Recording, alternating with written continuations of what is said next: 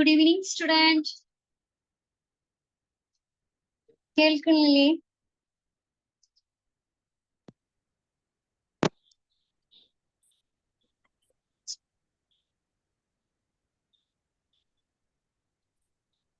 Okay, നമ്മുടെ സോഷ്യോളജിയുടെ class ആണ്.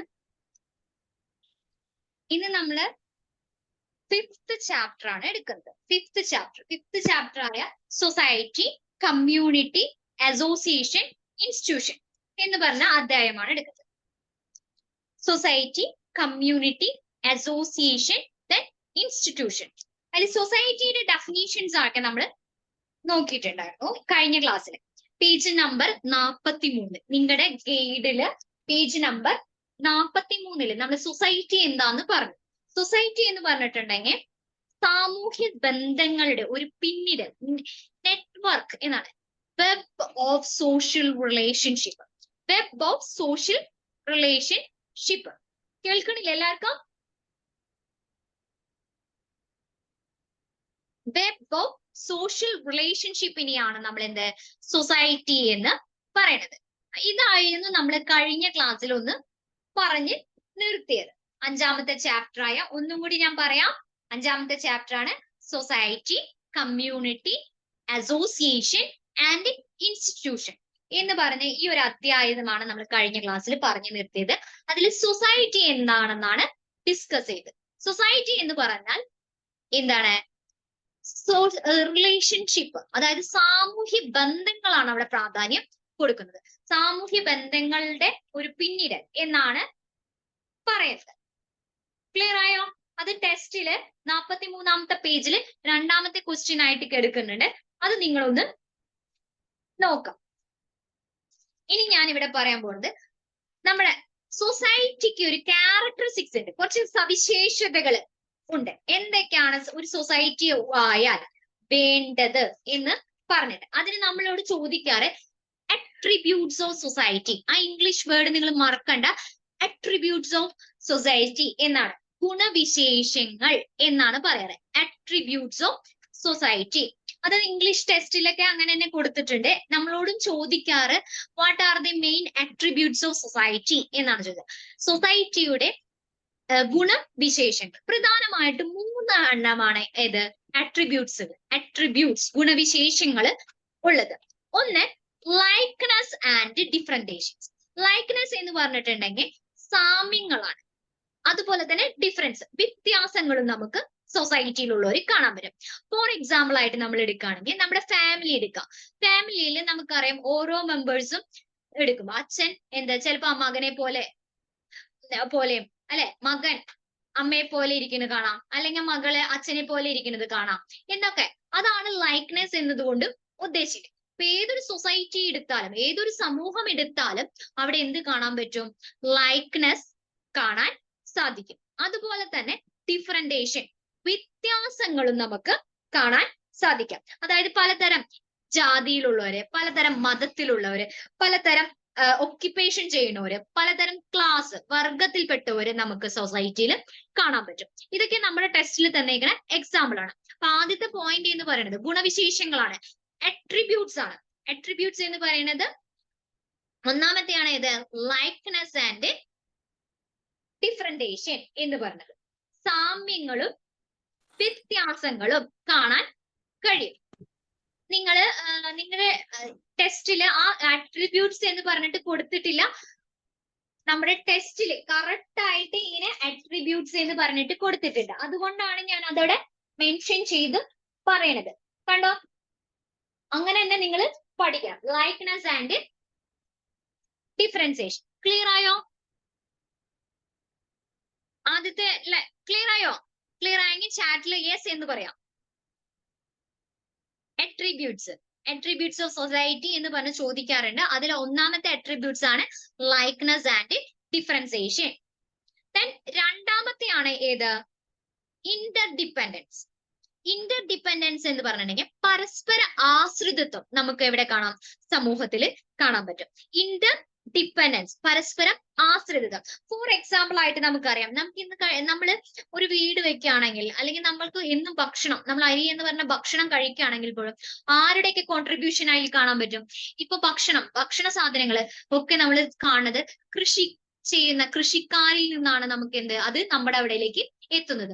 ആ എത്തുന്നതിന് കുറെ പ്രോസസ്സുകളിലൂടെയാണ് നമ്മൾ ആ സാധനം നമ്മുടെ കയ്യിലേക്ക് എത്തുന്നത്. അതിനെയാണ് നമ്മൾ ആശ്രിതത്വം എന്ന് പറയുന്നത്. നമ്മൾ മറ്റുള്ളവരുമായിട്ട് ആശ്രയിച്ചിട്ടാണ് ജീവിക്കുന്നത്. വേറൊരു എക്സാമ്പിൾ ആയിട്ട് പറയാം, നമുക്കൊരു പുതിയ വീട് പണിയണം. ആ വീട് പണിയണമെങ്കിൽ നമുക്ക് പല ആൾക്കാരുമായിട്ട് ആശ്രയിക്കണം, അല്ലെ? കാർപ്പന്റർ വേണം, അതുപോലെ തന്നെ വീട് പല ആൾക്കാരും ഡെയിലി ലൈഫിൽ നമ്മൾ നിരവധി ആൾക്കാരുമായിട്ടാണ് ആശ്രയിച്ച് ജീവിക്കും. വീട് പണിയാനാണെങ്കിൽ വീട്ടിലേക്കുള്ള മണലായാലും ഇഷ്ടികയായാലും ഇലക്ട്രിസിറ്റി അത് കൊണ്ടുവരാനാണെങ്കിലും പ്ലംബർമാരെ വേണം, ഇലക്ട്രീഷ്യനെ വേണം. അങ്ങനെ പല ആൾക്കാരുമായി നമ്മൾ ദൈനംദിന ജീവിതത്തിൽ റിലേറ്റ് ചെയ്ത് എടുക്കുകയാണ്. അപ്പൊ ഒരു സമൂഹമായാൽ അവിടെ കാണാൻ പറ്റും? ഇന്റർഡിപെൻഡൻസ്, അതായത് പരസ്പര ആശ്രിതത്വം നമുക്ക് കാണാൻ കഴിയുമെന്നാണ് പറയുന്നത്. ദെൻ മൂന്നാമത്തെയാണ് കോപ്പറേഷൻ ആൻഡ് കോൺഫ്ലിക്റ്റ്. കോപ്പറേഷൻ എന്ന് പറഞ്ഞിട്ടുണ്ടെങ്കിൽ സഹകരണമാണ്. അതുപോലെ തന്നെ കോൺഫ്ലിക്റ്റ് എന്ന് പറഞ്ഞിട്ടുണ്ടെങ്കിൽ തർക്കമാണ്. കോപ്പറേഷൻ എന്ന് പറഞ്ഞ സഹകരണം എന്നെടുത്ത് പറയുമ്പോൾ നമുക്കറിയാം, ഒരു വീടായാൽ ഏറ്റവും കൂടുതൽ സഹകരിച്ച് പ്രവർത്തിക്കുന്നത് അവിടുത്തെ ഹസ്ബൻഡ് ആൻഡ് വൈഫ് അല്ല ഒരു കോപ്പറേഷൻ കാണാം. അതുപോലെ തന്നെ നൈബേഴ്സ്, നമുക്ക് തൊട്ടടുത്തുള്ള അയൽക്കാരുമായിട്ട് നമുക്ക് നല്ലൊരു കോപ്പറേഷൻ കാണാൻ കഴിയും. അതുപോലെ തന്നെ നമ്മുടെ സൊസൈറ്റിയിലെ പല ആൾക്കാരുമായിട്ട് നമ്മൾ കോപ്പറേറ്റ് ചെയ്തിട്ട് സഹകരണ മനോഭാവത്തിലൂടെയാണ് പോകുന്നത്. അതുപോലെ തന്നെ അവിടെ കാണാൻ പറ്റും?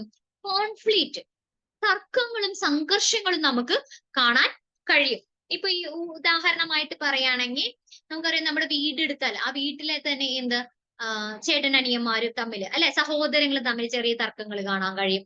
അല്ലെങ്കിൽ അല്ലെ, നമുക്ക് ഏറ്റവും അറിയാം, നമ്മുടെ വീട്ടിൽ ചില സമയങ്ങളിൽ കുട്ടികൾ തമ്മിൽ തല്ലുടുന്നതും കാണാം. ഇതുപോലെ തന്നെ സൊസൈറ്റി എന്ന് പറഞ്ഞാൽ അവിടെ കാണാം? കോപ്പറേഷനും അതുപോലെ തന്നെ കോൺഫ്ലിക്റ്റും കാണാൻ സാധിക്കുമെന്നാണ് പറയുന്നത്. അപ്പൊ ഇത്രയും 3 അട്രിബ്യൂട്ട്സുകളാണ് സൊസൈറ്റിക്ക് ഉള്ളത്. ഒന്ന് ലൈക്ക്നെസ് ആൻഡ് ഡിഫറൻസിയേഷൻ, രണ്ടാമത്തെ ഇന്റർഡിപെൻഡൻസ്, മൂന്നാമത്തെ കോപ്പറേഷൻ ആൻഡ് കോൺഫ്ലിക്റ്റ്. ക്ലിയർ ആയോ? ഇത് എക്സാമിന് ചോദിക്കുന്ന ചോദ്യമാണ്. അപ്പൊ അതൊന്ന് നിങ്ങൾ നോട്ട് ചെയ്ത് വയ്ക്കാം. ദെൻ അടുത്തത് നമുക്ക് നോക്കാനുള്ളത് കമ്മ്യൂണിറ്റി എന്ന് പറഞ്ഞാൽ എന്താണ്? ക്ലിയർ ആയോ? അതായത് സൊസൈറ്റിയുടെ അട്രിബ്യൂട്ട്സ്, ഗുണവിശേഷങ്ങളാണ് നമ്മളിവിടെ പറയുന്നത്. അത് ക്ലിയർ ആയി ചാറ്റിൽ പറയാം.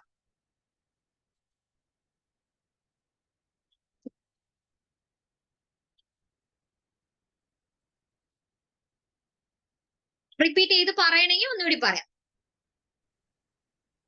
അട്രിബ്യൂട്ട്സ് ഓഫ് സൊസൈറ്റി ആണ്. ഒന്നാമത്തെ ലൈക്ക്നെസ് ആൻഡ് ഡിഫറൻസിയേഷൻ, രണ്ടാമത്തെ ഇന്റർഡിപെൻഡൻസ്, മൂന്നാമത്തെ കോപ്പറേഷൻ ആൻഡ് കോൺഫ്ലിക്റ്റ്, സഹകരണവും അതുപോലെ തന്നെ തർക്കവും. ദെൻ അടുത്ത ടോപ്പിക് ആണ് കമ്മ്യൂണിറ്റി. കമ്മ്യൂണിറ്റി എന്ന് പറഞ്ഞാൽ എന്താണ്? കമ്മ്യൂണിറ്റി, സമുദായം എന്ന് പറഞ്ഞാൽ എക്സ്പ്ലനേഷൻ ഒന്നും പഠിക്കേണ്ട, ആ മീനിങ് എന്താന്ന് അറിഞ്ഞിരുന്നാൽ മാത്രം മതി. ഏതൊക്കെയാണ് അട്രിബ്യൂട്ട്സ് എന്നാണ് ചോദിക്കാറുള്ളൂ. എക്സ്പ്ലനേഷൻ ഒന്നും നമ്മളോട് ചോദിക്കാറില്ല. നമ്മുടെ എക്സാമിന് 1 മാർക്കിനും 2 മാർക്കിനും അതുപോലെ തന്നെ 3 മാർക്കിന്റെ ക്വസ്റ്റ്യൻസുകളാണ് ഏറ്റവും കൂടുതൽ ഉള്ളത്. എസ് എ ആകെ 3 ക്വസ്റ്റ്യൻ ഉള്ളു 5 മാർക്കിന്റെ. എല്ലാം 1 വേർഡുകളാണ് വരാറ്. ആ 1 വേർഡുകളിലാണ് ഇതൊക്കെ ചോദിക്കാറ്. അപ്പൊ അതുകൊണ്ടാണ് എല്ലാത്തിന്റെയും എക്സ്പ്ലനേഷൻ ഒന്നും വേണ്ട. എക്സ്പ്ലനേഷൻ വേണ്ടത് ഞാൻ പറയാം. ദെൻ അടുത്തതാണ് കമ്മ്യൂണിറ്റി. കമ്മ്യൂണിറ്റി എന്ന് പറഞ്ഞിട്ടുണ്ടെങ്കിൽ ഒരു നിശ്ചിത ഭൂപ്രദേശത്ത് ഒരു കൂട്ടം വ്യക്തികൾ ഒരുമിച്ച് താമസിക്കുന്നതിനെയാണ് നമ്മൾ കമ്മ്യൂണിറ്റി എന്ന് പറയുന്നത്. Community refer to a group of individual living in a geographical area. അതായത് ഒരു കൂട്ടം വ്യക്തികൾ ഒരുമിച്ച് ഒരു ഭൂപ്രദേശത്ത് താമസിക്കാം. Community referred a group of individual living in a geographical area. Same ഏരിയയിൽ ഒരുമിച്ച് താമസിക്കുന്നതിനെയാണ് നമ്മൾ അവിടെ കമ്മ്യൂണിറ്റി എന്ന് പറയണത്. അപ്പൊ കമ്മ്യൂണിറ്റിയിൽ നമുക്ക് ക്യാരക്ടറിസ്റ്റിക്സിൽ കാണാൻ പറ്റും എന്ത്, അഗ്രിഗേറ്റ്സ് ഓഫ് ഇൻഡിവിജ്വൽ, ഒരു കൂട്ടം വ്യക്തികളെ കാണാൻ പറ്റും. അതുപോലെ തന്നെ ഒരു ലൊക്കാലിറ്റി, ഒരു പ്രത്യേക ഭൂപ്രദേശം, ലൊക്കാലിറ്റി നമുക്ക് കാണാൻ പറ്റും. പിന്നെ സെൻസ് ഓഫ് ബിലോങ്ങിനെസ്, നമ്മൾ ഒന്നാണെന്നുള്ളൊരു മനോഭാവം വളരെ കൂടുതലായിരിക്കും. പിന്നെ കമ്മ്യൂണിറ്റി എന്ന് പറയുന്നത് ഒരു വൈഡർ എൻഡാണ്, ഒരു വിശാലമായി കിടക്കുന്ന ഭാഗമാണ്. പിന്നെ എല്ലാ കമ്മ്യൂണിറ്റിക്കും ഒരു സ്പെസിഫിക് നെയിം ഉണ്ടാവുമെന്നാണ് പറയണത്. ഇത്രയൊക്കെയാണ്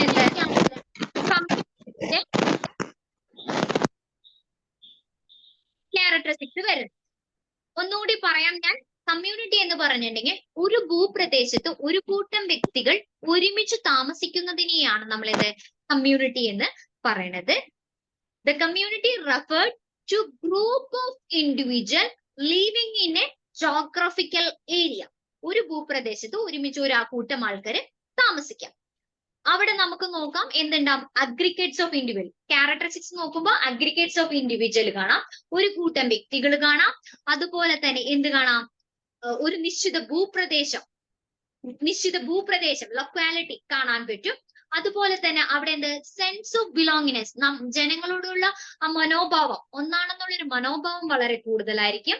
പിന്നെ അവിടെ എന്താ, സംഘടിത, ഓർഗനൈസ്ഡ് ആയിരിക്കും അവര്. പിന്നെ ഓരോരുത്തർക്കും ഓരോ സ്പെസിഫിക് നെയിംസ്, അതായത് ഓരോ കമ്മ്യൂണിറ്റി. ഫോർ എക്സാമ്പിൾ ആയിട്ട് എന്ന് പറയുകയാണെങ്കിൽ ഇപ്പൊ നമുക്കറിയാം, നമ്മുടെ കേരളം എന്ന് പറയുന്നത് ഒരു സ്പെസിഫിക് കമ്മ്യൂണിറ്റിയാണ്, തമിഴ്നാട് എന്ന് പറയുന്നത് വേറൊരു കമ്മ്യൂണിറ്റി. കേരളത്തിൽ തന്നെ വേറെ വേറെ സ്പെസിഫിക് ഉണ്ട്. ഇത് കാസർഗോഡ്, കണ്ണൂര്, വയനാട്, കോഴിക്കോട്, മലപ്പുറം, അതൊക്കെ ഒരു സ്പെസിഫിക് കമ്മ്യൂണിറ്റി. അതായത് ഒരു ജോഗ്രഫിക്കലിൽ കൂട്ടാൾക്കാർ താമസിക്കാം. അതുപോലെ തന്നെ അതിലും ഒരു ചെറിയ ചെറിയ ഡിവിഷൻസുകൾ കാണാൻ പറ്റും. അപ്പൊ കമ്മ്യൂണിറ്റി എന്ന് പറഞ്ഞിട്ടുണ്ടെങ്കിൽ group of individual living in a geographical area എന്നാണ് പറയുന്നത്. ക്ലിയർ ആയല്ലോ? ഇവിടെ ഒരു ചോദ്യം ഉണ്ട്, അതായത് 2 ടൈപ്പ് ഓഫ് കമ്മ്യൂണിറ്റി ആണ് ഉള്ളത്. എഫ് ടോണി എന്ന് പറഞ്ഞ ശാസ്ത്രജ്ഞൻ 2 തരം, അതായത് എഫ് ടോണി എന്ന് പറഞ്ഞ ഒരു സോഷ്യോളജിസ്റ്റ് ആണ് പറയുന്നത്, 2 തരം കമ്മ്യൂണിറ്റീസ് ആണ് നമ്മുടെ അവിടെ ഉള്ളത്. ആ 2 തരം കമ്മ്യൂണിറ്റീസ് എന്ന് പറയുന്നത് ജെമിൻഷെൽഫ്റ്റും അതുപോലെ തന്നെ ജസ്റ്റ് ലെഫ്റ്റുമാണ്. ജെമിൻഷെൽഫ്റ്റും അതുപോലെ തന്നെ ജസ്റ്റ് ലെഫ്റ്റുമാണ്. ജെമി ഷെൽഫ്റ്റും അതുപോലെ തന്നെ ജസ്റ്റ് ലെഫ്റ്റുമാണ്. ഇത് ഇംഗ്ലീഷ് ടെസ്റ്റിലാണ് ഞാൻ പറയുന്നത്, 53-ാമത്തെ പേജിൽ ഇംഗ്ലീഷ് ടെസ്റ്റിലാണ് പറയുന്നത്. ഈ കാര്യം മലയാളം ഗൈഡിൽ ഇപ്പൊ ഇല്ല. ഇവിടെ ഇത് പറയാൻ കാരണം കഴിഞ്ഞ എക്സാമിന് ഈ ഒരു ചോദ്യം, അതായത് ടെസ്റ്റിൽ നിന്ന് ഈ ഒരു ചോദ്യം വന്നതുകൊണ്ടാണ് ഞാൻ ഇവിടെ മെൻഷൻ ചെയ്ത് പറയണത്. അതായത് എഫ് ടോണി എന്ന് പറഞ്ഞ സാമൂഹ്യ ശാസ്ത്രജ്ഞൻ കമ്മ്യൂണിറ്റിയെ 2ആയി തരംതിരിച്ചു. ഒന്ന് ജെമി ഷെൽഫ്റ്റ്, നിങ്ങളൊന്ന് എഴുതിയെടുക്കാൻ പറ്റിയെങ്കിൽ ഒന്ന് എഴുതിയെടുക്കാം. എഫ് ടോണി എന്ന് പറഞ്ഞ സാമൂഹ്യ ശാസ്ത്രജ്ഞൻ 2 തരം കമ്മ്യൂണിറ്റിയാണ് ഉള്ളത്, ജെമി ഷെൽഫ്റ്റും എന്നും അതുപോലെ തന്നെ ജസ്റ്റ് ഷെൽഫ്റ്റ് എന്നും. ജെമി ഷെൽഫ്റ്റ് എന്നും ജസ്റ്റ് ഷെൽഫ്റ്റ് എന്നും, ഇങ്ങനെ 2 തരം കമ്മ്യൂണിറ്റികളാണെന്ന് ഉള്ളത് എന്നാണ് പറയണത്. അതിലെ ജെമി ഷെൽഫ്റ്റ് എന്ന് പറയുന്നത്, kindly say it slowly because we have to write it. Okay. F Tony എന്നെഴുതാം, ജർമ്മൻ സോഷ്യോളജിസ്റ്റ് എന്ന് എഴുതിയാൽ മതി. F Tony, German sociologist, divided into divided into 2 community. Into 2 communities. 2 communities. Okay. Is 2 communities. One, first. Jemmy Shaft. Jemmy, J-E-M-E-I-S-H. Jemmy Shaft.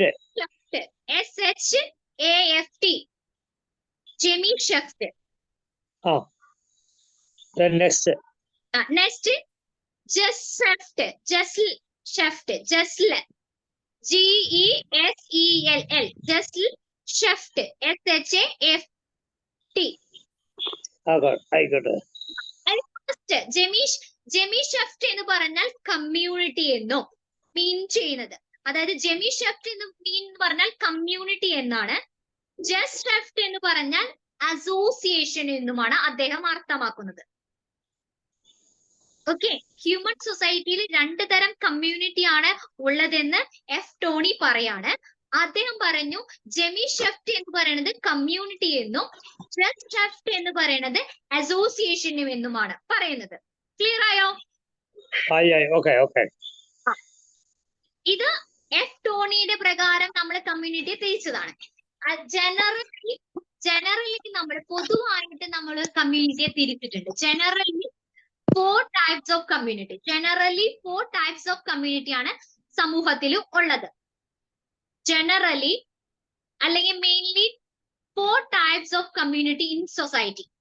4 types of community in our society. First, village or rural. Village or rural എന്ന് പറഞ്ഞാൽ ഗ്രാമപ്രദേശങ്ങളിൽ നിന്നും. രണ്ടാമത്തെ second, city or urban, നഗരപ്രദേശങ്ങളിൽ നിന്നും. Third, nation, രാജ്യം. Fourth, world, ലോകം. ഇങ്ങനെ 4 കമ്മ്യൂണിറ്റി, 4 ടൈപ്സ് ഓഫ് കമ്മ്യൂണിറ്റീസ് ആണ് ഉള്ളത് എന്നാണ് പൊതുവായിട്ട് പറയേണ്ടത്. ക്ലിയർ ആയോ?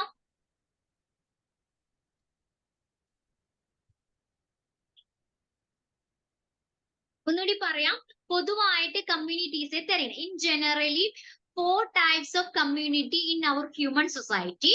They are village or rural, city or urban, nation, world. പൊതുവായിട്ട് നമ്മുടെ സമുദായങ്ങളെ 3 തരമായിട്ടാണ് തരംതിരിക്കുന്നത്. ഒന്നാമത്തെ ഗ്രാമപ്രദേശങ്ങൾ, രണ്ടാമത്തെ നഗരപ്രദേശങ്ങൾ, 3 രാജ്യം, 4 ലോകം.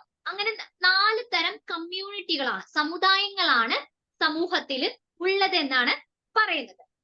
ക്ലിയർ ആയല്ലോ? ഇവിടെ ഒരു ചോദ്യം, എസ്സേ ടൈപ്പ് ചോദ്യം നമ്മളോട് ചോദിക്കാറുണ്ട്.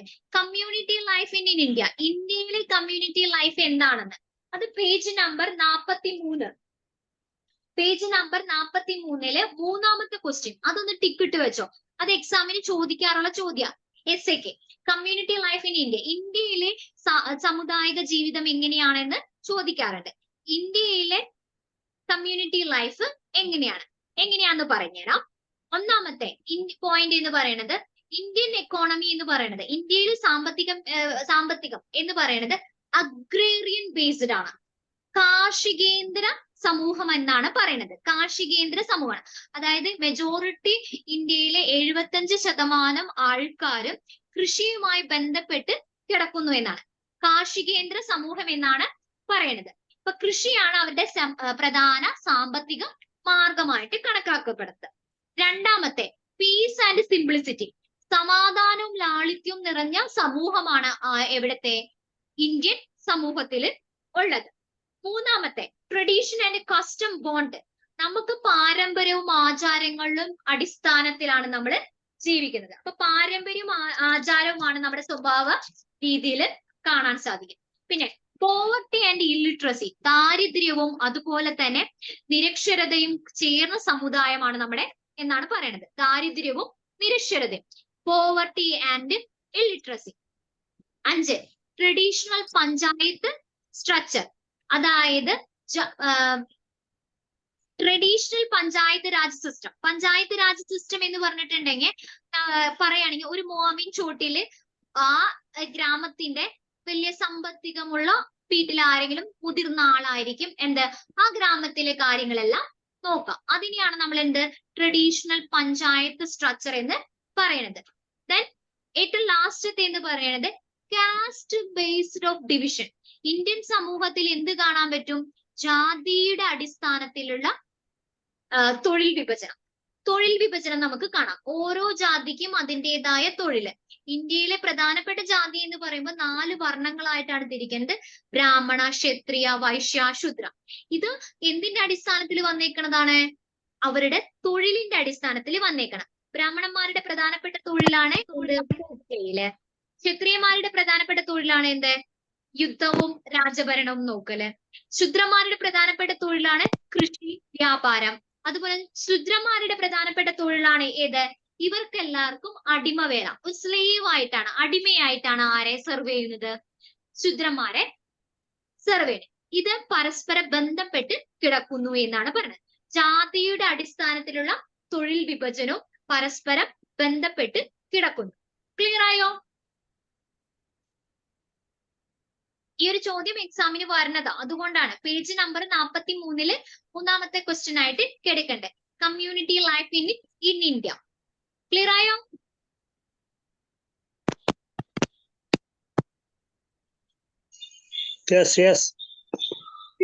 മൂന്നാമത്തെ ടോപ്പിക് ആണ് അസോസിയേഷൻ. അസോസിയേഷൻ എന്ന് പറഞ്ഞ കൂട്ടായ്മയാണ്. കൂട്ടായ്മ എന്ന് പറഞ്ഞിട്ടുണ്ടെങ്കിൽ association is a group of people come together and get organized for a fulfillment of a goal എന്നാണ് പറയുന്നത്. അതായത് ഒരു കൂട്ടം വ്യക്തികൾ ചേരാണ്. ഒരു കൂട്ടം വ്യക്തികൾ ഒരുമിച്ച് ചേരുകയും അതെന്ത് ചെയ്യാണ് അവര് ഒരുമിച്ച് ചേർന്ന് ബോധപൂർവം അവര് സംഘടിക്കുകയും അതിൽ കുറച്ച് ലക്ഷ്യങ്ങൾ നിറവേറ്റുകയും. അവർക്ക് കുറച്ച് ലക്ഷ്യങ്ങൾ എന്തിലുണ്ടാവും? അസോസിയേഷനിൽ ഉണ്ടാവും. ആ ലക്ഷ്യങ്ങൾ നിറവേറ്റുന്നതിന് വേണ്ടിയിട്ടാണ് അവര് പ്രയത്നിക്കുന്നത്. അപ്പൊ ഒരു പ്രത്യേക ലക്ഷ്യത്തിനോ ഏതാനും ലക്ഷ്യങ്ങൾക്ക് വേണ്ടി സംഘടിക്കുന്ന ജനങ്ങളുടെ ഒരു ഗ്രൂപ്പിനെയാണ് നമ്മൾ എന്ത് പറയണത്? അസോസിയേഷൻ എന്ന് പറയുന്നത്. മൈക്ക് മ്യൂട്ട് ചെയ്തിട്ടോ. Ma'am, there's a doubt that now you are taking question number 9. Is it? Yes. And before that, the characteristics of society and the distinguish between society and community, both some other. Association എന്ന് പറഞ്ഞ topic 45-ാമത്തെ പേജിൽ 8-ാമത്തെ question. Association എന്ന് പറയുന്നത് 45-ാമത്തെ പേജിലെ 8-ാമത്തെ question ആണ് ഞാൻ discuss ചെയ്തത്. ഇവിടെ അസോസിയേഷൻ എന്ന് പറഞ്ഞിട്ടുണ്ടെങ്കിൽ is a group of people come together and get organized for a fulfillment of a goal or objectives. അതായത് ഒരു പ്രത്യേക ലക്ഷ്യത്തിന് വേണ്ടി ജനങ്ങൾ എല്ലാവരും കൂടിച്ചേരുകയും സംഘടിക്കുകയും ചെയ്യുന്ന ഒരു ഗ്രൂപ്പ്. ആ ഗ്രൂപ്പിനെയാണ് നമ്മൾ എന്ത് പറയുന്നത്? അസോസിയേഷൻ എന്നതുകൊണ്ട് പറയുന്നത്. ഇപ്പൊ അസോസിയേഷന്റെ ക്യാരക്ടറിസ്റ്റിക്സ് പഠിക്കുമ്പോൾ എന്താ അവിടെ ഗ്രൂപ്പ് ഓഫ് ഇൻഡിവിജ്വൽ ഒരു കൂട്ടം വ്യക്തികൾ ഉണ്ടാവും. പീപ്പിൾ ആർ ഓർഗനൈസ്ഡ് അവർ സംഘടിക്കുന്നു. പിന്നെ അവിടെ എന്തുണ്ടാവും? സർട്ടൈൻ റൂൾസ് ആൻഡ് റെഗുലേഷൻ അതായത് കുറച്ച് നിയമങ്ങളും നിയന്ത്രണങ്ങളും ഒക്കെ എവിടെ ഉണ്ടാവും? അസോസിയേഷനിൽ ഉണ്ടാവും. നമുക്കറിയാം ട്രേഡ് അസോസിയേഷനോ അല്ലെങ്കിൽ വേറെ ഏതെങ്കിലും അസോസിയേഷനുകൾ എടുത്തു കഴിഞ്ഞാൽ അവിടെ കുറച്ച് നിയമങ്ങളും നിയമാവലികളും റൂൾസ് ആൻഡ് റെഗുലേഷൻസ് എല്ലാ അസോസിയേഷനിലും ഉണ്ടാവും. പിന്നെ ഈ അസോസിയേഷനിലൊക്കെ എന്തുണ്ട്? Goals, A certain specific goals ലക്ഷ്യങ്ങളും അവർക്ക് ഉണ്ടാവും എന്നാണ് പറയണത്. ക്ലിയർ ആയോ? അസോസിയേഷൻ അത്ര പഠിച്ചാൽ മതി.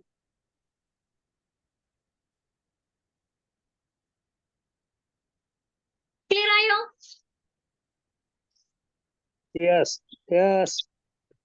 ദെൻ അടുത്തത് ലാസ്റ്റത്തെ ടോപ്പിക് ആണ് ഇൻസ്റ്റിറ്റ്യൂഷൻ. ഇൻസ്റ്റിറ്റ്യൂഷൻ എന്ന് പറഞ്ഞ സ്ഥാപനമാണ്. സ്ഥാപനം എന്ന് പറഞ്ഞിട്ടുണ്ടെങ്കിൽ ഇവിടെ ഉദ്ദേശിക്കുന്നത് സ്ഥാപനത്തിന് 2 മീനിങ് ആണ് പറയണത്. 2 സെറ്റ് ഓഫ് മീനിങ് ഉണ്ട് നമുക്ക്. അതിൽ ജനറൽ മീനിങ്ങിൽ പറയുമ്പോൾ ഇൻസ്റ്റിറ്റ്യൂഷൻ എന്ന് പറഞ്ഞാൽ ഒരു ഓർഗനൈസേഷൻ ആയിട്ടാണ് പറയണത്. ഓർഗനൈസേഷൻ ആയിട്ടാണ് പറയുന്നത്. ജനറൽ മീനിങ്ങില് ഇൻസ്റ്റിറ്റ്യൂഷൻ എന്ന് പറഞ്ഞാൽ ഓർഗനൈസേഷൻ ആയിട്ടാണ് പറയണത്. ഫോർ എക്സാമ്പിൾ ആയിട്ട് നമ്മൾ ഉദ്ദേശിക്കുക ഇപ്പൊ ഹോസ്പിറ്റല്, സ്കൂള് ഇതൊക്കെ എന്താണ്? ഒരു ഇൻസ്റ്റിറ്റ്യൂഷൻ ആയിട്ടാണ്, അതൊരു ഓർഗനൈസേഷൻ ഇൻസ്റ്റിറ്റ്യൂഷൻ ആയിട്ടാണ് കണക്കാക്കപ്പെടുന്നത്. ദെൻ നമ്മുടെ സോഷ്യോളജിക്കൽ മീനിങ്ങിൽ പറയുമ്പോൾ ഇൻസ്റ്റിറ്റ്യൂഷൻ എന്ന് പറഞ്ഞാൽ understand the way of doing നമ്മൾ ചെയ്യുന്ന പ്രവർത്തനങ്ങൾക്ക് ചെയ്യുന്ന ഒരു സ്ഥലമായിട്ടാണ് ഏത് ഇൻസ്റ്റിറ്റ്യൂഷനെ കാണുന്നത്. Used to understand the way of doing things നമ്മൾ ചെയ്യുന്ന സ്ഥലം, നമ്മൾ എന്ത് പ്രവർത്തനങ്ങൾ ചെയ്യുന്നു ആ സ്ഥലങ്ങളെയാണ് നമ്മൾ എന്ത് ഇൻസ്റ്റിറ്റ്യൂഷൻ എന്ന് പറയുന്നത്. ഇതിനെ എടുത്തു പറയുമ്പോൾ ഈ ഇൻസ്റ്റിറ്റ്യൂഷൻ എന്ന് പറഞ്ഞാൽ blue print of human action എന്ന് പറയുന്നത് മനുഷ്യന്റെ പ്രവർത്തനത്തിന്റെ ഒരു നീല ചിത്രം, അതായത് ഒരു ബ്ലൂ പ്രിന്റ് ആയിട്ടാണ് എന്ത് ഇൻസ്റ്റിറ്റ്യൂഷനെ കാണുക. നമ്മൾ എന്താണ് ചെയ്യുന്നത് അതാണ് ഏത് ഇൻസ്റ്റിറ്റ്യൂഷൻ ആയിട്ട് കണക്കാക്കപ്പെടുന്നത്. അവിടെ എന്തുണ്ടായിരിക്കും? Set of rules and procedures, കുറച്ച് നിയമങ്ങളും നിയമാവലികളും നിയമ സംവിധാനങ്ങളും അവിടെ ഉണ്ടായിരിക്കും. വ്യക്തികളും ഗ്രൂപ്പുകളും തമ്മില് ബന്ധങ്ങൾ നിയന്ത്രിക്കുന്ന ഒരു അംഗീകരിക്കപ്പെട്ട വ്യവസ്ഥാപിതമായ ആചാരങ്ങളുടെ അല്ലെങ്കിൽ പെരുമാറ്റങ്ങളുടെ ഒരു സ്ഥലമാണ് ഏത്? സ്ഥാപനം, ഗ്രൂപ്പായിട്ട് പറയുന്നത്. ഇവിടെ നമ്മളോട് എക്സാമിന് ചോദിച്ചിട്ടുള്ള ചോദ്യം എന്ന് പറഞ്ഞിട്ടുണ്ടെങ്കിൽ പ്രൈമറി ഇൻസ്റ്റിറ്റ്യൂഷൻ, 6 പ്രാഥമിക സ്ഥാപനങ്ങൾ നമ്മുടെ സമൂഹത്തിൽ ഉണ്ട്. The sociologist divided in the 6 primary institution in our society.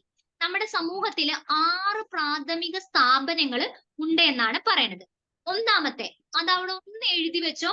ഈ ഗൈഡില് 47ാമത്തെ പേജില് ഉണ്ട്. പ്രാഥമിക സ്ഥാപനങ്ങൾ എന്ന് പറഞ്ഞിട്ട് മെൻഷൻ ചെയ്തിട്ടില്ല 6 പേര്.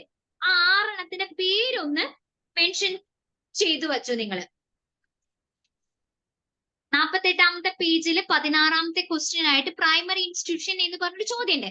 അവിടെ മെൻഷൻ ചെയ്തു വെച്ചോ 6 പ്രൈമറി ഇൻസ്റ്റിറ്റ്യൂഷൻസ് ആണ് നമുക്ക് ഉള്ളത് സമൂഹത്തില്. The sociologist divided into 6 primary institutions in our community അല്ലെങ്കിൽ in our society. നമ്മുടെ സമൂഹത്തിൽ പ്രധാനമായിട്ടും 6 തരം പ്രാഥമിക സ്ഥാപനങ്ങളാണ് ഉള്ളത്. ഒന്നാമത്തെ എക്കണോമിക്കൽ ഇൻസ്റ്റിറ്റ്യൂഷൻ, സാമ്പത്തിക സ്ഥാപനങ്ങൾ. എക്കണോമിക്കൽ ഇൻസ്റ്റിറ്റ്യൂഷൻ, സാമ്പത്തിക സ്ഥാപനങ്ങൾ. ഫോർ എക്സാമ്പിൾ ആയിട്ട് നമുക്ക് പറയാം അഗ്രികൾച്ചർ, ഇൻഡസ്ട്രി, ഒക്യുപ്പേഷൻസുകൾ. ഇതൊക്കെ എന്താണ്? സാമ്പത്തിക സ്ഥാപനങ്ങളാണ്. ഒന്നാമത്തെയാണ് എക്കണോമിക്കൽ ഇൻസ്റ്റിറ്റ്യൂഷൻ. എക്സാമ്പിൾ ആയിട്ട് പറയും അഗ്രികൾച്ചർ, ഇൻഡസ്ട്രി, ഒക്യുപ്പേഷൻസ്. രണ്ടാമത്തെ സോഷ്യൽ ഇൻസ്റ്റിറ്റ്യൂഷൻ. സോഷ്യൽ ഇൻസ്റ്റിറ്റ്യൂഷൻ എന്ന് പറയുന്നത് സാമൂഹ്യ സ്ഥാപനങ്ങളാണ്. സാമൂഹ്യ സ്ഥാപനം, സോഷ്യൽ ഇൻസ്റ്റിറ്റ്യൂഷൻ. ഉദാഹരണമായിട്ട് ഫാമിലി, മാരേജ്, കിൻഷിപ്പ്. മൂന്നാമത്തെയാണ് പൊളിറ്റിക്കൽ ഇൻസ്റ്റിറ്റ്യൂഷൻ, രാഷ്ട്രീയ സ്ഥാപനങ്ങൾ. രാഷ്ട്രീയ സ്ഥാപനങ്ങൾ എന്ന് പറയുമ്പോൾ ജുഡീഷ്യറി, എക്സിക്യൂട്ടീവ്, കോർട്ട്, അതൊക്കെ എഴുതാം. ദെൻ നാലാമത്തെയാണ് ഏത്? എഡ്യൂക്കേഷണൽ ഇൻസ്റ്റിറ്റ്യൂഷൻ, സാമ്പത്തിക, അതായത് വിദ്യാഭ്യാസപരമായിട്ട് അല്ലെങ്കിൽ എഡ്യൂക്കേഷൻ ഓർ സോഷ്യലൈസേഷൻ, സാമൂഹ്യവൽക്കരണ സ്ഥാപനങ്ങൾ എന്നാണ് പറയുന്നത്. സ്കൂൾ, കോളേജ്, യൂണിവേഴ്സിറ്റീസ് എന്നൊക്കെയാണ് അതിൽ ഉൾപ്പെടുത്തേണ്ടത്. അഞ്ചാമത്തെയാണ് ഏത്? റിലീജിയൻ, മതപരമായിട്ടുള്ള സ്ഥാപനം. മതം എന്ന് പറയുമ്പോൾ ഹിന്ദു മതത്തിന്റെയും ചൈനീസ് ഹിന്ദു മതത്തിന്റെയും ക്രിസ്ത്യൻ മതത്തിന്റെയും ഇസ്ലാം മതത്തിന്റെയും ഒക്കെ ഇൻസ്റ്റിറ്റ്യൂഷൻസ് ഉണ്ട്. ദെൻ ആറാമത്തെയാണ് ഏത്? Expressive institution. എക്സ്പ്രസീവ് എന്ന് പറഞ്ഞിട്ടുണ്ടെങ്കിൽ പ്രകടനപരമായിട്ടുള്ള സ്ഥാപനങ്ങളാണ്. നമ്മുടെ ഉള്ളിൽ നിന്നുള്ള കഴിവുകൾ പ്രകടിപ്പിക്കുന്ന സ്ഥാപനങ്ങൾ. അങ്ങനെയാകുമ്പോൾ ലിറ്ററേച്ചർ, ആർട്ട്, മ്യൂസിക്, ഡാൻസ്, ഇതൊക്കെയാണ് ഏത്? Expressive institution. ക്ലിയർ ആയല്ലോ? 6 പ്രൈമറി ഇൻസ്റ്റിറ്റ്യൂഷൻസ് ആണ്. ഒന്നുകൂടി പറയാം. Economical institution, social institution, political institution, education or socialisation institution, religious institution, expressive institution. മലയാളത്തില് സാമ്പത്തിക സ്ഥാപനങ്ങൾ, സാമൂഹ്യ സ്ഥാപനങ്ങൾ, രാഷ്ട്രീയ സ്ഥാപനങ്ങൾ, വിദ്യാഭ്യാസപരവും സാമൂഹ്യപരമായിട്ടുള്ള സ്ഥാപനങ്ങൾ, മതപരമായിട്ടുള്ള സ്ഥാപനങ്ങൾ, അതുപോലെ തന്നെ പ്രകടനപരമായിട്ടുള്ള സ്ഥാപനങ്ങൾ. ക്ലിയർ ആയോ?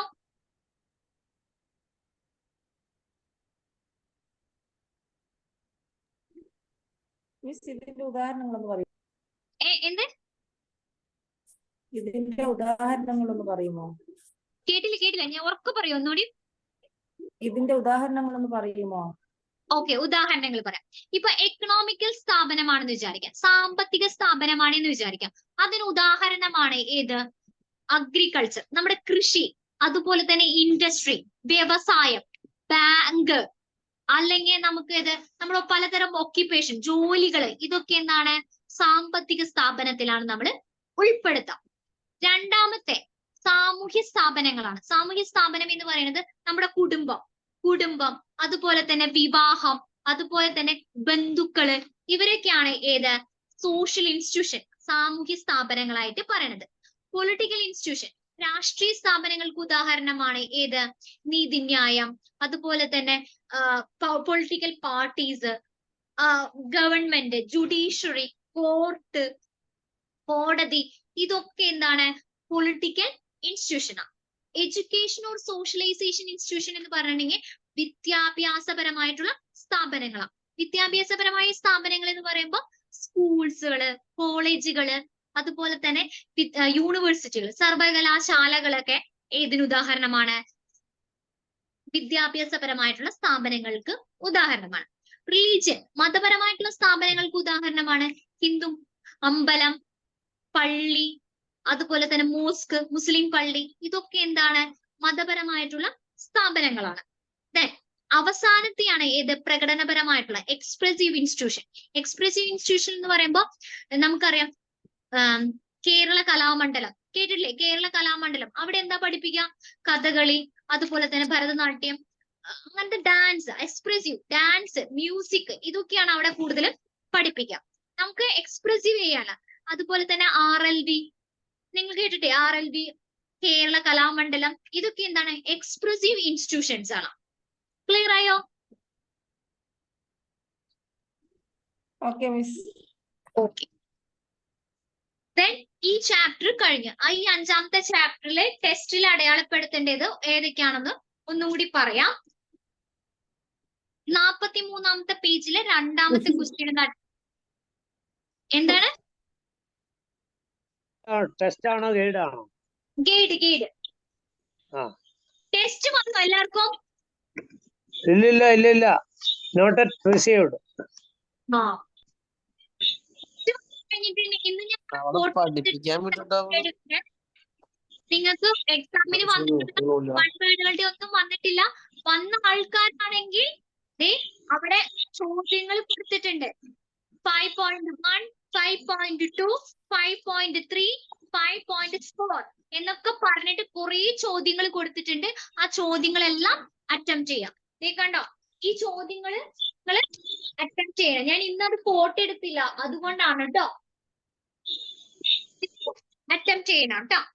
ഗൈഡില് അടയാളപ്പെടുത്താൻ 43ാമത്തെ പേജിൽ 2ാമത്തെ ക്വസ്റ്റ്യനും 3ാമത്തെ ക്വസ്റ്റ്യനും സൊസൈറ്റി എന്താന്ന് പഠിക്കാം, കമ്മ്യൂണിറ്റി ലൈഫ് എന്താന്ന് പഠിക്കാം.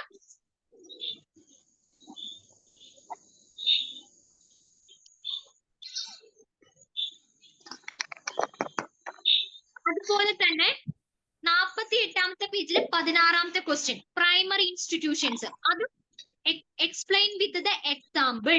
ഈ 6 എണ്ണത്തിന്റെ പേര് കറക്റ്റ് ആയിട്ട് നിങ്ങൾ എഴുതണം കേട്ടോ. നിങ്ങളുടെ ഈ മലയാളം ഗൈഡിൽ 6 എണ്ണത്തിന്റെ പേര് കറക്റ്റ് ആയിട്ട് കൊടുത്തിട്ടില്ല. 6 എണ്ണത്തിന്റെ പേര് കറക്റ്റ് ആയിട്ട് എഴുതുക. എന്നിട്ട് അതിന്റെ എക്സാമ്പിളും കൂടി നിങ്ങൾ എഴുതാം. ഇത്രയും ചോദ്യങ്ങൾ ഈ ഒരു അധ്യായത്തിൽ നിന്ന് നിങ്ങൾ പഠിച്ചാൽ മതി. ക്ലിയർ ആയല്ലോ? മിസ്, കഴിഞ്ഞ വർഷം വന്ന ക്വസ്റ്റ്യൻ തന്നെ അടുത്ത വർഷം വരുമോ? അങ്ങനെ വരില്ലല്ലോ. നോ ഗ്യാരണ്ടി അറ്റോ. അതെ, കഴിഞ്ഞ വർഷം വന്ന ക്വസ്റ്റ്യൻ ആണോ ഈ വർഷം വന്നേന്ന് പറയുന്നില്ല. ഞാൻ ഒരു കാര്യം പറഞ്ഞില്ലേ, ഈ 5.4, 5.1, 5 ഇതൊക്കെ ഇട്ടിട്ടില്ലേ?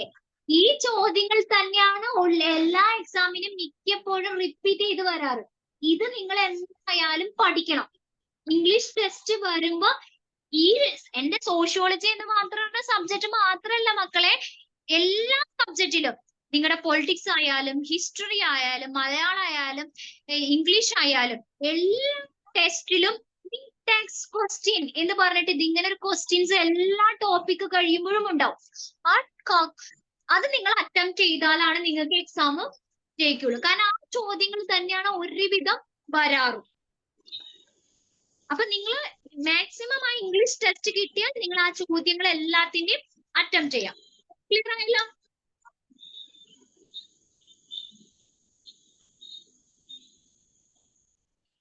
ഇനി അടുത്ത chapter 6th chapter social group പറഞ്ഞോട്ടെ.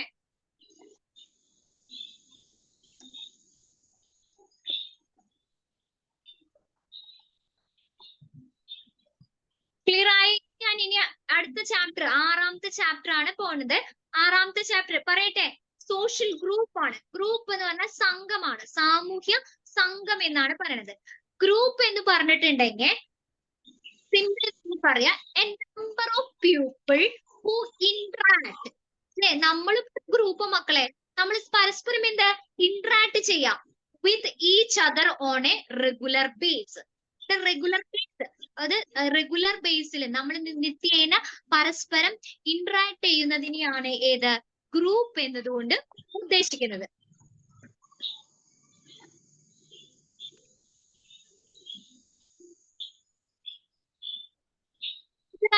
സോഷ്യൽ ഗ്രൂപ്പ് എന്ന് പറഞ്ഞിട്ടുണ്ടെങ്കിൽ അതായത് ഒരു കൂട്ടം വ്യക്തികള് ഒരുമിച്ച് വരികയും അവര് പരസ്പരം എന്ത് ഇന്ററാക്ട് ചെയ്യാണ്, ഇന്ററാക്ഷൻ ആണ് അവിടെ കൊടുക്കുന്നത് ഓൺ ദി റെഗുലർ ബേസ്.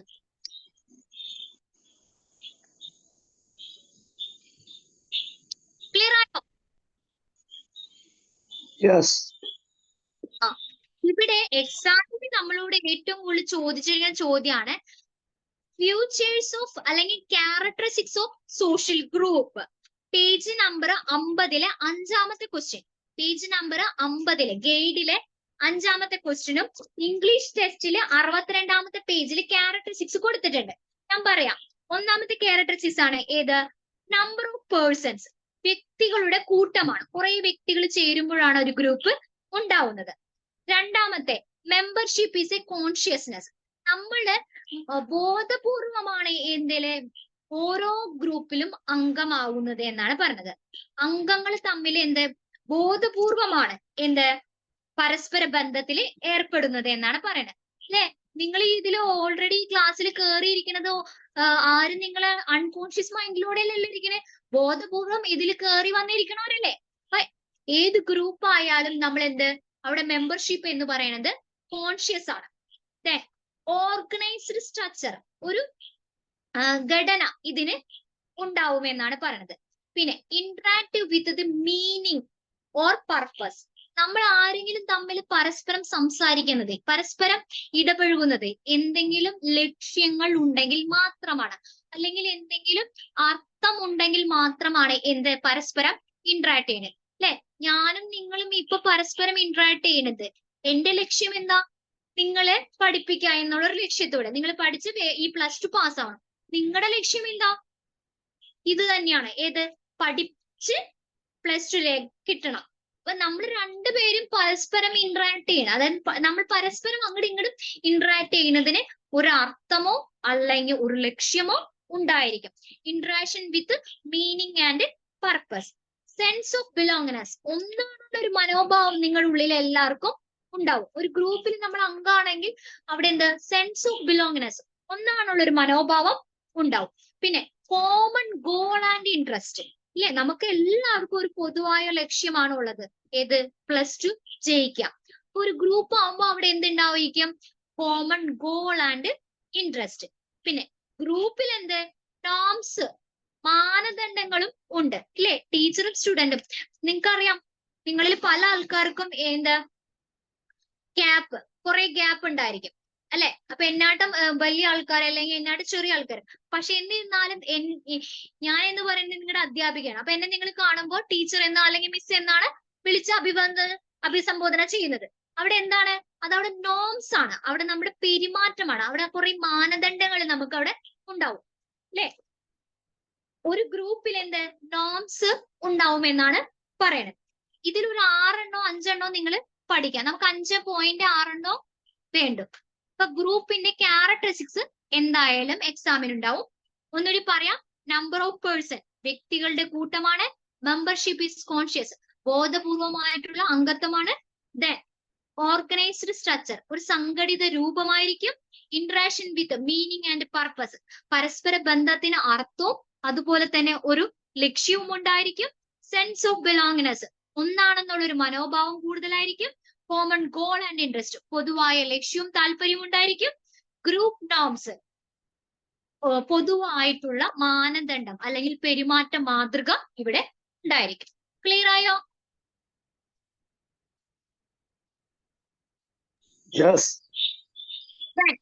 ഇവിടെ ഈ ഗ്രൂപ്പിലെ ഡിവിഷനാണ് പറയുന്നത്. ഗ്രൂപ്പില് 2 തരം നമ്മൾ പറഞ്ഞ നേരത്തെ എഫ് ടോണീസ് പറഞ്ഞ പോലത്തെ ഒരു ഗ്രൂപ്പ് ഉണ്ട്. അതല്ലാണ്ട് നമുക്ക് ഇവിടെ കുറച്ച് ഗ്രൂപ്പുകളുണ്ട്. പ്രധാനമായിട്ടും 3 തരം ഗ്രൂപ്പുകളാണ് നമ്മൾ പറയാറ്.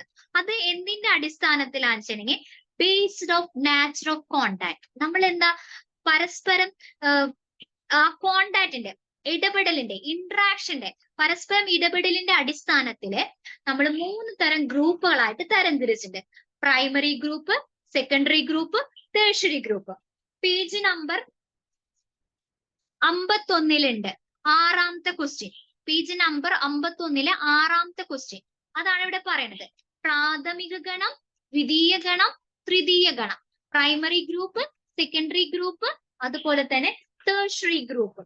ഇതിന്റെ ക്യാരക്ടറിസ്റ്റിക്സും നമ്മളോട് എക്സാമിന് ചോദിക്കാറുണ്ട്. പ്രൈമറി ഗ്രൂപ്പ്, പ്രാഥമിക ഗണം എന്ന് പറഞ്ഞാൽ face to face contact and intimate relationship. എന്നും മുഖാമുഖ സംഭാഷണവും അതുപോലെ തന്നെ ഗാഢമായ ബന്ധവുമുള്ള ഗ്രൂപ്പുകളെയാണ് നമ്മൾ എന്ത് പ്രൈമറി ഗ്രൂപ്പ് എന്ന് പറയുന്നത്. അങ്ങനെ പ്രൈമറി ഗ്രൂപ്പ് എന്ന് പറയുമ്പോൾ നമ്മൾ എടുത്തു പറയുന്ന നമ്മുടെ ഗ്രൂപ്പ് ഏതായിരിക്കും? എന്നും നമ്മൾ മുഖാമുഖ സംഭാഷണം നടത്തുകയും ഗാഢമായ ബന്ധമുള്ള ഒരു ഗ്രൂപ്പ് ഏതാണ്? നമ്മുടെ ഫാമിലിയാണ് അല്ലെ. അതുപോലെ തന്നെ നമ്മുടെ നൈബേഴ്സ് ആയിരിക്കും, തൊട്ടടുത്തുള്ള അയൽപക്കങ്ങളിലുള്ള ഗ്രൂപ്പുകളായിരിക്കും അല്ലെ. അപ്പൊ അതാണ് പ്രാഥമിക ഗണത്തിന് ഉദാഹരണം. പ്രാഥമിക ഗണത്തിന് ഉദാഹരണമാണ് ഫാമിലി എന്ന് പറയുന്നത്. അപ്പൊ ഇതിന്റെ ക്യാരക്ടറിസ്റ്റിക്സ് എന്ന് പറയുമ്പോൾ ചെറിയ വലിപ്പമായിരിക്കും, സ്മോൾ സൈസ് ആയിരിക്കും. അതുപോലെ തന്നെ ഫേസ് ടു ഫേസ് കോണ്ടാക്ട്, എന്നും മുഖാമുഖ ബന്ധം ഉണ്ടായിരിക്കും. അതുപോലെ തന്നെ വി ഫീലിംഗ്, സാധാരണ ഉള്ള മനോഭാവം, വളരെ അടുപ്പമുള്ള മനോഭാവം ഉണ്ടായിരിക്കും. അടുത്തതാണ് സെക്കൻഡറി ഗ്രൂപ്പ്. സെക്കൻഡറി ഗ്രൂപ്പ് എന്ന് പറഞ്ഞിട്ടുണ്ടെങ്കിൽ ഇംപേഴ്സണൽ ആണ്, ഔപചാരിക ബന്ധമാണ്. അതായത് ഫേസ് ടു ഫേസ് കോണ്ടാക്ട് ഒന്നും ഉണ്ടാവില്ല, ഔപചാരികം, വ്യക്തിപരമല്ല അവിടുത്തെ റിലേഷൻഷിപ്പ് എന്നാണ് പറയണത്. അങ്ങനത്തെ ഗ്രൂപ്പുകളെയാണ് നമ്മൾ എന്ത് സെക്കൻഡറി ഗ്രൂപ്പ് എന്ന് പറയുന്നത്. അതായത് ദ്വിതീയ ഗണം എന്ന് പറയുന്നത് ഇംപേഴ്സണൽ, അതുപോലെ തന്നെ ഫേസ് ടു ഫേസ് കോണ്ടാക്ട് ഇല്ല, വ്യക്തിപരമല്ലാത്തതും ഔപചാരികവും പരോക്ഷമായിട്ടുള്ള ഇടപെടലുകളായിരിക്കും അവിടെ ഉണ്ടാവാം. ഫോർ എക്സാമ്പിൾ നമുക്ക് പറയാം, പല ഓർഗനൈസേഷനുകൾ, നമുക്ക് പറയില്ലേ, Red Cross Society, voluntary club, Lions ക്ലബ്ബുകള്, അങ്ങനത്തെ ക്ലബ്ബുകളൊക്കെ എന്താണ്, അസോസിയേഷനുകളൊക്കെ ഏതാണ്? സെക്കൻഡറി ഗ്രൂപ്പാണ്. ഇവരുടെ പ്രത്യേകത, ക്യാരക്ടറിസ്റ്റിക്സ്, ഇവർക്ക് എന്താ വലിപ്പം വളരെ കൂടുതലായിരിക്കും, ലാർജ് ഇൻ സൈസ്. പിന്നെ ഇൻഡയറക്റ്റ് റിലേഷനാ, അതായത് ഔപചാരികമായിട്ടുള്ള ബന്ധമായിരിക്കും, നേരിട്ടുള്ള ബന്ധം അവർക്ക് ഉണ്ടാവില്ല. ഗോൾ ഓറിയന്റഡ് ആ, കുറച്ച് ലക്ഷ്യങ്ങൾ അവർക്ക് ഉണ്ടായിരിക്കും. ഇംപേഴ്സണൽ, വ്യക്തിപരമല്ല അവര്. പിന്നെ ഓപ്ഷൻ ഓഫ് മെമ്പർഷിപ്പ്, നമുക്ക് അതിൽ മെമ്പർഷിപ്പ് വേണമെങ്കിൽ എടുത്താൽ മതി, അതായിരിക്കും സെക്കൻഡറി ഗ്രൂപ്പുകൾ എന്ന് പറയുന്നത്. ടേഴ്സറി ഗ്രൂപ്പ് എന്ന് പറഞ്ഞിട്ടുണ്ടെങ്കിൽ 2 അതിലധികം സെക്കൻഡറി ഗ്രൂപ്പ്സുകൾ ചേർന്ന വലിയ ഗ്രൂപ്പുകളെയാണ്, അതായത് ചെറിയ ചെറിയ കുഞ്ഞു കുഞ്ഞു ഗ്രൂപ്പുകൾ ചേർന്ന വലിയൊരു ഗ്രൂപ്പുകളെയാണ് നമ്മൾ എന്ത് ടേഴ്സറി ഗ്രൂപ്പ് എന്ന് പറയുന്നത്. ഫോർ എക്സാമ്പിൾ ആയിട്ട് കോൺഫെഡറേഷൻ ഓഫ് ലേബർ യൂണിയൻ, വേൾഡിലുള്ള ഏറ്റവും വലിയ ഓർഗനൈസേഷൻ ആണ് അല്ലെ, കോൺഫെഡറേഷൻ ഓഫ് ലേബർ യൂണിയൻ. ഈ ലേബർ യൂണിയനിൽ കുഞ്ഞു കുഞ്ഞു കുഞ്ഞു ഗ്രൂപ്പുകൾ ചേർന്നിട്ടാണ് എന്ത് വലിയ കോൺഫെഡറേഷൻ ഓഫ് ലേബർ യൂണിയൻ എന്ന് പറഞ്ഞ വലിയ സംഘടന ഉണ്ടാവുന്നത്. അത് ടേഴ്സറി ഗ്രൂപ്പാണ്. ക്ലിയർ ആയോ? 3 ഗ്രൂപ്പുകൾ ഏതാണ്?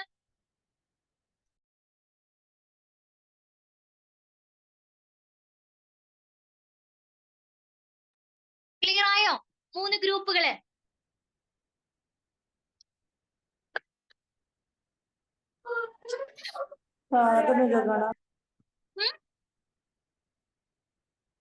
ഏതാ പറയണ്ടേ? Yes, of course. ഒന്നുകൂടി പറയാം, നമ്മുടെ ഗ്രൂപ്പുകളെ, സാമൂഹ്യ സംഘങ്ങളെ നമ്മൾ 3 ആയിട്ടാണ് ഡിവൈഡ് ചെയ്യുന്നത്. Primary group, secondary group, tertiary group. പ്രാഥമിക ഗണം, ദ്വിതീയ ഗണം, അതുപോലെ തന്നെ തൃതീയ ഗണം. പ്രാഥമിക ഗണം എന്ന് പറഞ്ഞിട്ടുണ്ടെങ്കിൽ എന്നും മുഖാമുഖ സംഭാഷണം നടത്തുകയും നമ്മൾ ഗാഢമായിട്ടുള്ള റിലേഷൻഷിപ്പ് നമ്മൾ ഉണ്ടാക്കുന്ന ഗ്രൂപ്പുകളെയാണ് നമ്മൾ എന്ത് പ്രാഥമിക ഗണം എന്ന് പറയണം. അങ്ങനെയാണെങ്കിൽ നമ്മുടെ ഫാമിലി എന്ന് പറയുന്നത്, ഫാമിലി എന്ന് പറഞ്ഞ ഗ്രൂപ്പ് ഏതാണ്? പ്രൈമറി ഗ്രൂപ്പാണ്. രണ്ടാമത്തെ സെക്കൻഡറി ആണ്. സെക്കൻഡറി ഗ്രൂപ്പ് എന്ന് പറഞ്ഞിട്ടുണ്ടെങ്കിൽ എന്നും മുഖാമുഖ സംഭാഷണം നടത്തില്ല, ഇംപേഴ്സണൽ ആണ്, ഗാഢമായിട്ടുള്ള ബന്ധമൊന്നും ഉണ്ടാവില്ല, ഔപചാരികമായിട്ടുള്ള റിലേഷൻഷിപ്പ് ആയിരിക്കും അവിടെ ഉണ്ടാവുക. ഫോർ ഉദാഹരണമായിട്ട് പറയുന്നത് NCC, NSS, red cross, rotary club, ഈ എല്ലാ അസോസിയേഷനുകളാണ്. ഇതിനെയാണ് നമ്മൾ എന്ത് സെക്കൻഡറി ഗ്രൂപ്പ് എന്ന് പറയുന്നത്. ദെൻ മൂന്നാമത്തെ എന്ന് പറയുന്നത് ടേഴ്സറി ഗ്രൂപ്പ്.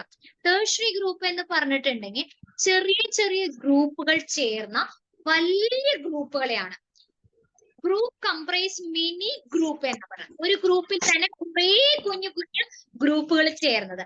അതിന് ഉദാഹരണമാണ് ഏത്? കോൺഫെഡറേഷൻ ഓഫ് ലേബർ യൂണിയൻ, ഐക്യ തൊഴിലാളി സംഘടന, ലോകത്തിലെ ഏറ്റവും വലിയ തൊഴിലാളി സംഘടന. ആ സംഘടനയിൽ കുഞ്ഞു കുഞ്ഞു തൊഴിലാളി സംഘടനകൾ ചേർന്നതാണ്. ഇപ്പൊ ക്ലിയർ ആയോ?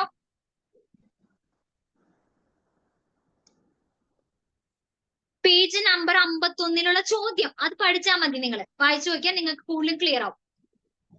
ക്ലിയർ ആയോ?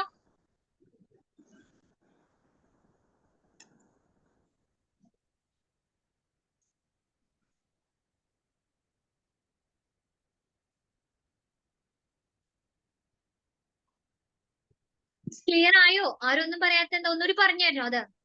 Okay miss. ഇത് ഇനി ഞാൻ പറയാൻ പോണത് സ്ട്രക്ചർ, ഘടനയുടെ അടിസ്ഥാനത്തിൽ കുറച്ച് ഗ്രൂപ്പുകൾ നമുക്കുണ്ട്. അതിൽ ഒന്നാമത്തെ ഗ്രൂപ്പാണ് ഹൊറിസോണ്ടൽ ഗ്രൂപ്പ്. ഇംഗ്ലീഷ് വേർഡ് തന്നെ നിങ്ങൾ പഠിക്കണം, ഹൊറിസോണ്ടൽ ഗ്രൂപ്പ്. ഹൊറിസോണ്ടൽ ഗ്രൂപ്പ് എന്ന് പറഞ്ഞിട്ടുണ്ടെങ്കിൽ തിരശീലമായ സ്ട്രെയിറ്റ് ലൈനിലുള്ള ഗ്രൂപ്പാണ്, തിരശീലമായിട്ടുള്ള ഗ്രൂപ്പാണ്. അങ്ങനെ ഗ്രൂപ്പ് എന്ന് പറയുന്നത് പിയർ ഗ്രൂപ്പാണ്, അതായത് നമ്മുടെ സുഹൃത്ത് ബന്ധുക്കളാണ്. സുഹൃത്ത് ബന്ധങ്ങൾ എന്ന് പറഞ്ഞിട്ടുണ്ടെങ്കിൽ ഒരേ ഏജിലുള്ള ആൾക്കാരല്ലേ, ഒരേ ഏജിലുള്ള ഗ്രൂപ്പുകളെയാണ് നമ്മൾ എന്ത് ഹൊറിസോണ്ടൽ ഗ്രൂപ്പ് എന്ന് പറയുന്നത്. തിരശീല സ്ട്രെയിറ്റ് ലൈനിലുള്ള ഗ്രൂപ്പിനെയാണ് നമ്മൾ എന്ത് ഹൊറിസോണ്ടൽ ഗ്രൂപ്പ് എന്ന് പറയുന്നത്. രണ്ടാമത്തെയാണ് ഏത്? വെർട്ടിക്കൽ. വെർട്ടിക്കൽ എന്ന് പറഞ്ഞിട്ടുണ്ടെങ്കിൽ ലംബമായി നിൽക്കുന്ന ഗ്രൂപ്പാണ്. ലംബമായി നിൽക്കുന്ന ഗ്രൂപ്പ് എന്ന് പറയുമ്പോൾ കാസ്റ്റ്, ക്ലാസ്, ഹൈറാർക്കി അതിന്റെ അടിസ്ഥാനത്തിൽ ഗ്രൂപ്പുകൾ ഉണ്ടാവും അല്ലെ. കാസ്റ്റിൽ അറിയാം ബ്രാഹ്മണന്മാരാണ് അപ്പർ, അത് കഴിഞ്ഞ ക്ഷത്രിയന്മാര്, അത് കഴിഞ്ഞ വൈശ്യന്മാര്, അത് കഴിഞ്ഞ ശൂദ്രന്മാര്. അതൊരു വെർട്ടിക്കൽ രീതിയിലുള്ള ഒരു ഗ്രൂപ്പ് ഇതാണ്. അങ്ങനത്തെ ഗ്രൂപ്പുകളാണ് എന്ത് ലംബമായിട്ടുള്ള ഗ്രൂപ്പ് അല്ലെങ്കിൽ വെർട്ടിക്കൽ ഗ്രൂപ്പ് എന്ന് പറയണത്. ക്ലിയർ ആയോ? ഹൊറിസോണ്ടൽ ഗ്രൂപ്പും വെർട്ടിക്കൽ ഗ്രൂപ്പും ക്ലിയർ ആയോ? അത്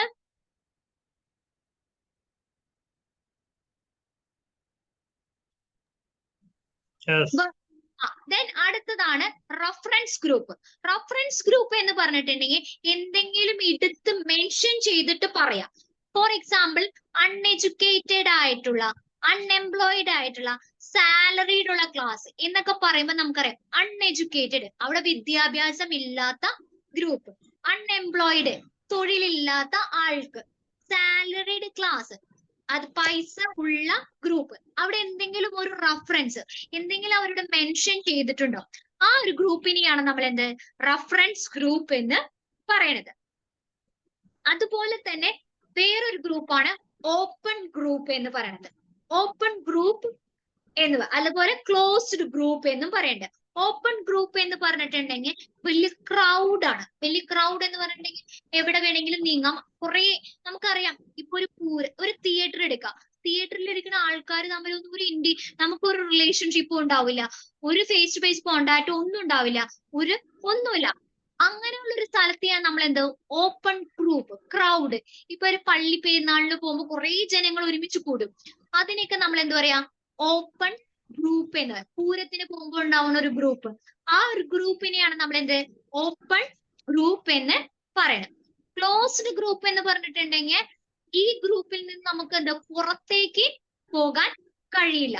അതിന് ഉദാഹരണമായിട്ട് ഞാൻ പറയാം, ഒരു ജാതിയിൽ ജനിച്ച കാസ്റ്റ് ആണ് അതിൽ ക്ലോസ്ഡ് ഗ്രൂപ്പ് എന്ന് പറയുന്നത്. ഒരു ജാതിയിൽ ജനിച്ച ഒരാള്, ഇപ്പൊ ഞാൻ പറയാം നമ്പൂതിരിയായിട്ട് ജനിച്ച ആള് നായരാവാൻ പറ്റുമോ? അല്ലെങ്കിൽ നായരായ ജനിച്ച ആൾക്ക് ഒരു നമ്പൂതിരി ആവാൻ പറ്റില്ല.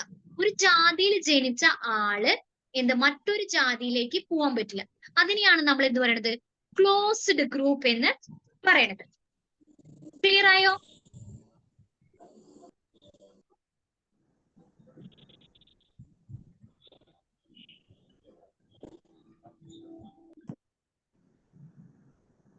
Vertical, horizontal, open, closed, reference, ഇങ്ങനത്തെ ഗ്രൂപ്പുകളെയാണ് ഞാൻ ഇവിടെ മെൻഷൻ ചെയ്തേക്കുന്നത്. ഒന്നുകൂടി പറയാം.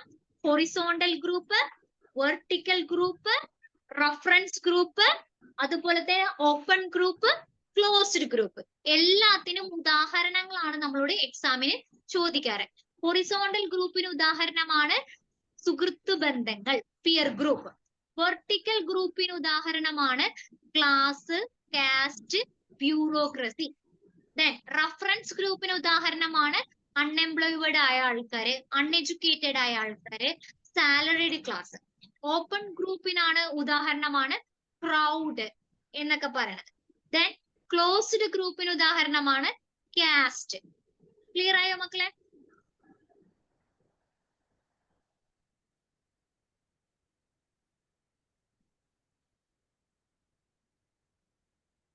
ക്ലിയർ ആയോ?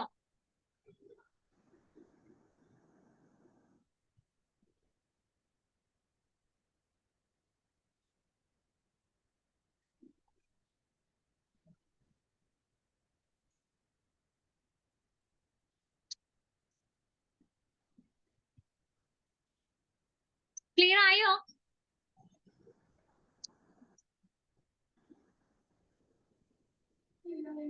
മിസ് ഇപ്പോൾ പറഞ്ഞത് ഗൈഡിലുള്ളതാണോ? ഗ്രേഡിലില്ല, ടെസ്റ്റിലേ ഉള്ളൂ. അതാണ് ഞാൻ അവിടെ പറഞ്ഞത്. നിങ്ങൾക്ക് പേടിക്കുന്ന ടെസ്റ്റ് നിങ്ങൾക്ക് വരും കേട്ടോ. ടെസ്റ്റ് വന്നിട്ടുണ്ട്, നാട്ടിലുള്ളത് വന്നിട്ടുണ്ട്. അതുകൊണ്ട് അത് പേടിക്കണം. കാരണം ഇതൊക്കെ എക്സാമിന് ചോദിക്കുന്ന കാരണം അതെ ഞാൻ ഇവിടെ കാണിച്ചു തരാം. കണ്ട, ഇവിടെ ഹൊറിസോണ്ടൽ ഗ്രൂപ്പിന്, വെർട്ടിക്കൽ ഗ്രൂപ്പിന്, റഫറൻസ് ഗ്രൂപ്പിനൊക്കെ ചോദിച്ചിട്ടുള്ള ചോദ്യമായതുകൊണ്ടാണ് ഞാൻ അവിടെ മെൻഷൻ ചെയ്തത്.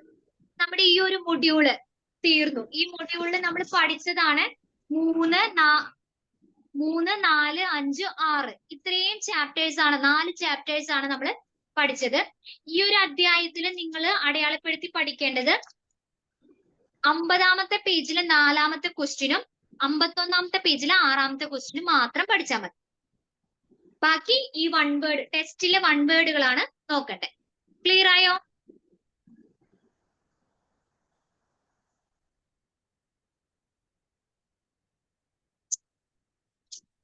മിസ് 5, 6 പഠിക്കേണ്ടത്? 5, 6 മാത്രം പഠിച്ചാൽ മതി. ബാക്കിയൊക്കെ 1 വേർഡുകൾ അതിൽ ചോദിക്കാറ്. എസ്എ ടൈപ്പ് ക്വസ്റ്റ്യൻ ചോദിക്കാറില്ല. അപ്പൊ ഈ ഒരു മൊഡ്യൂൾ കഴിഞ്ഞ് നമുക്ക് ഇനി അടുത്ത ക്ലാസ്സിൽ നെക്സ്റ്റ് മൊഡ്യൂൾ നോക്കാം. അപ്പൊ എല്ലാവർക്കും thank you. Have A nice day. Thank you miss.